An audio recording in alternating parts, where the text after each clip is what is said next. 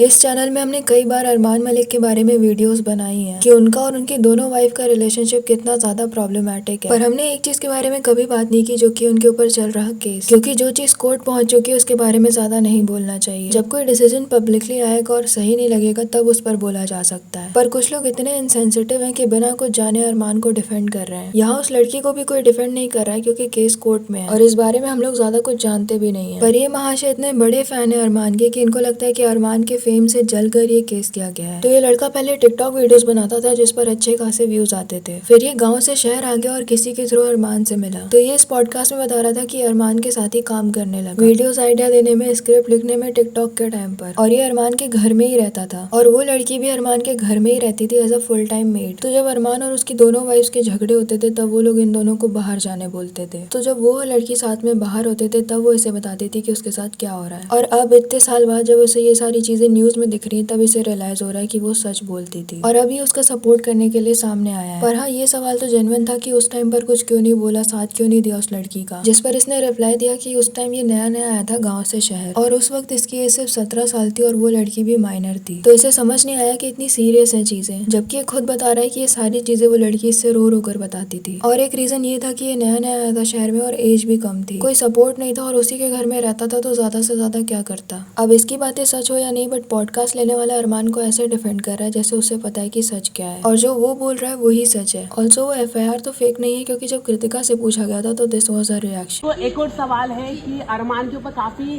गंभीर एलिगेशन है, 11 year old girl का अक्यूज है, उस पर आप क्या कहना चाहेंगे? मैं इस पर्सनल चीज के बारे में कुछ नहीं बोलना चाहती। आई एम नॉट, क्या आपको मालूम था इसके बारे में? I am not suppose to. क्या पायल ने कराया? तो Payal let's answer the question. I am not suppose to say anything. और भाई मुझे अपनी न्यायपालिका पे पूरा भरोसा है, जो भी वो फैसला उन्होंने किया है वो बिल्कुल ठीक किया होगा। उसके चेहरे का रंग उतर गया था और डिनाई भी नहीं कर पा रही थी इस बात को, क्योंकि केस तो फाइल्ड है ही। तो सबसे पहली नॉनसेंस चीज इस आदमी ने बोली कि वो लड़की सामने क्यों नहीं आ रही, अगर ऐसा कुछ होता तो बिग बॉस में आ जाती। जैसा कि आपने बताया कि आप उस टाइम 17 साल के थे, वो लड़की भी आपके हिसाब से, आपको कंफर्म नहीं भाई नाबालिग थी कि नहीं थी, लेकिन वो लड़की भी आज से 4 अब तो बड़ी हो गई होगी ना भाई। जब ये चीज़ें न्यूज़ वाले अगर उठा रहे हैं, वो लड़की क्यों नहीं आई सामने? क्या वो लड़की आपके टच में है? दूसरी बात यह है कि भाई जिसके साथ ये घटना हुई है, भाई मुझे जहाँ तक पता है न्यूज़ वालों के हाथ में अगर कोई चीज़ लग जाए तो उसको तो पता नहीं पाताल से भी निकालना है। वो उस लड़की को वो सामने नहीं ला पाए अभी तक, क्योंकि बहुत सारे यूट्यूबरों ने, बहुत सारे न्यूज़ वालों ने इस खबर को खूब चलाया जब तक Armaan Malik big boss house के अंदर थे। मैं एक बात बहुत ही क्लियर कहना चाहूँगा, आज की डेट में हर किसी के पास स्मार्टफोन है, हर किसी के घर में टीवी है। क्या उस लड़की तक ये खबर नहीं पहुंची होगी जिस लड़की के साथ अगर ये घटना हुई होगी? वो लड़की आज, मतलब मैं चाहता हूँ वो लड़की, हो सकता है कि बिग बॉस तक पहुंच जाती, क्योंकि बिग बॉस की टीम तक भी तो ये न्यूज़ पहुंची होगी। बिग बॉस वाले भी उसको, लड़की को निकाल के ले आते, सीधे बिग बॉस के अंदर एंट्री करा देते। आप क्या कहना चाहते हो? क्या वो लड़की गायब हो गई या उस लड़की के साथ ऐसा कुछ घटना ही नहीं हुआ, तो उसने झूठे इल्जाम लगाए थे? बहुत सारी चीजें हो सकती हैं। तो इसे लगता है कि अगर किसी के साथ कुछ बुरा हो जाए तो उसे सोशल मीडिया पर आना चाहिए कोर्ट की जगह, और यहाँ पर फिर लोग जज करेंगे कि कौन सही है कौन नहीं। एंडी सीरियसली सेड कि बिग बॉस वाले बुलाते वहाँ पर जाती, मतलब एक विक्टिम और एक कल्प्रिट एक एंटरटेनमेंट शो में जाए और वहाँ उनके बीच बातचीत हो और ये सब पूरी दुनिया देखे। कोई इतना खाली दिमाग का कैसे हो सकता है? ऑल्सो बिग बॉस में तो इस केस के बारे में बात ही नहीं की गई थी, क्योंकि इससे शो वालों की ज्यादा बेइज्जती होती कि ऐसे इंसान को शो में क्यों बुलाया है, इतने भी क्या भूखे हो टीआरपी के। अगर आप लोगों ने वो एपिसोड देखा होगा जिसमें रिपोर्टर्स आए थे और ज्यादातर सवाल इन्हीं लोगों से पूछ रहे थे, वो भी बहुत रूड क्वेश्चंस, तब भी उन लोगों ने इस बारे में कुछ नहीं पूछा क्योंकि मना किया गया होगा उनको शो वालों की तरफ से। जब कृतिका बाहर आ गई थी शो से तब उससे पूछा गया था और अरमान ने डर के मारे इंटरव्यूज ही नहीं दिए ताकि उससे भी ना पूछ लिया जाए, और ये कह रहा था कि हो सकता है ये फॉल्स केस हो, अरमान को बदनाम करने के लिए किया गया हो। किसी के पास, मेरे घर पे कोई काम कर रहा है, आजकल तो भाई आम बात हो गई, किसी को, कोई किसी के घर पे काम कर रहा है, उसको डांट दो, भाई ये तुम काम सही नहीं से कर रहे हो, तो वो तुम्हारे ऊपर एलिगेंस लगा देगी। ऐसे बहुत सारे केसेस हुए, झूठे केसेस आए सामने। हो सकता है अरमान मलिक के साथ भी ऐसा हुआ हो।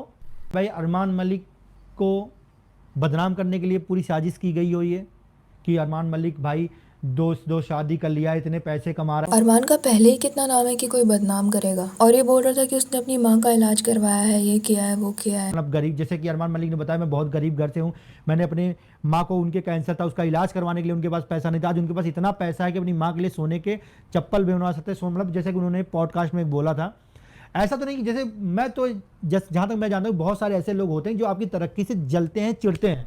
कोई अपने घर वालों के लिए कुछ कर रहा है, इसका मतलब ये तो नहीं है ना कि वो बाहर वालों के लिए भी वैसा ही हो। कोई भी क्रिमिनल मान लो 10 क्राइम कर सकता है, 20 क्राइम कर सकता है, पर पूरे लाइफ टाइम वो जितने लोगों के साथ मिला होगा सबके साथ तो गलत नहीं किया होगा ना। इसका मतलब ये थोड़ी है कि वो इनोसेंट है। फिर इसने कहा कि बहुत सारे लोग तरक्की देखकर जलते हैं, तो मे बी इसने शायद इसलिए ऐसा किया, जिस पर इस लड़के ने बहुत अच्छा जवाब दिया कि इसने किया ही क्या है। और ये बात भी उस वक्त की है जब वो टिकटॉक बनाता था। पहले तो जिसके 15 सेकंड के टिकटॉक्स वायरल हो जाए उसे तरक्की नहीं कहेंगे, ऊपर से वो भी इसलिए होते थे क्योंकि इसकी 2 वाइफ्स हैं। ऊपर से आज के टाइम के हिसाब से भी इस पॉडकास्टर की ये सोच है कि अगर किसी के पास सब्सक्राइबर्स है और वो पैसे कमा रहा है मतलब वो सक्सेसफुल है, जबकि इंटरनेट ऐसे काम नहीं करता। इन तीनों के ऊपर कितने भी कम सब्सक्राइबर वाला वीडियो बनाते हैं, इन्हें डिफेंड करने वाले कमेंट्स बहुत ही कम होते हैं। सब लोग अगेंस्ट ही बोल रहे होते हैं इनके। और पैसे तो ढिंचक पूजा ने भी कमाए होंगे, इसका मतलब ये थोड़ी है कि वो अच्छे गाने गाती है। पायल जोन ने भी कमाए होंगे, इसका मतलब ये थोड़ी है कि वो अच्छे वीडियोस बनाती है। तीत परसाना भी कमा रहा होगा, इसका मतलब ये थोड़ी है कि वो सच में किसी सीक्रेट सोसाइटी का मेंबर है। इसने अरमान के नाम चेंज करने के बारे में भी बोला कि उसका रीजन बस इतना सा नहीं है कि उसे नाम अच्छा नहीं लग रहा था। और भी कई लोग ऐसा एक्सपोज कर चुके हैं कि नाम चेंज करने का मतलब रिलीजन चेंज करना ही था, वरना सरनेम चेंज करने की क्या जरूरत थी, क्योंकि हिंदू मैरिज एक्ट के हिसाब से 2 शादियां लीगली हो ही नहीं सकती। ये कभी भी फंस सकता है, पर ये बात पब्लिकली एक्सेप्ट कर ली तो ज्यादा बैकलैश मिलेगा, इसीलिए ये लोग ये बात छुपाते हैं। पर ये पॉडकास्टर यहाँ भी डिफेंड कर रहा था कि संदीप नाम अच्छा नहीं है। कई एक्टर्स ने भी नाम चेंज किया है। ये लिटरली उसके बोलने से पहले ही डिफेंड करने लग रहा था, जितना शायद अरमान ने खुद को डिफेंड नहीं किया होगा।